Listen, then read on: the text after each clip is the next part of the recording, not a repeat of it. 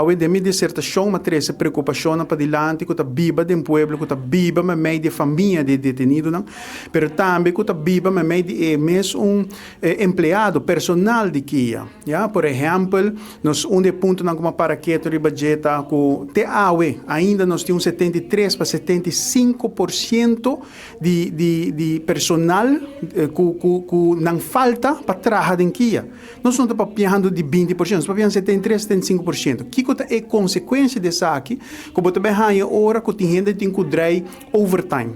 Então, qualquer pessoa que trai overtime, pode ser viado, 2 viados, mas não pode ser estruturalmente. Nós estamos falando de gente que trai 16 horas. Que é um double shift.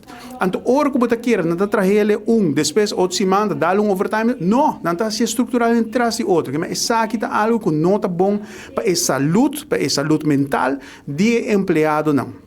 Banda de saque também geval prêmio. Não tem prêmio que ainda que se algo passa no trabalho, preso, detenido, lanta contra de psicólogo, maatschappelijk werker ou algo, não tem nada para cair budget. Que a pessoa que hasta por aí mal slá, vira arbeidsongeschikt, para basta tempo ainda não tem nada para cair budget. Saque nós estamos falando de 2026. Nós estamos falando de país que tem surplus. Então, por regra, é prêmio aqui que é muito importante para o personal e é ponto mesmo de segurança que a AUE, denquia, está viva, caminha com scan, é machine de scan a hora que está.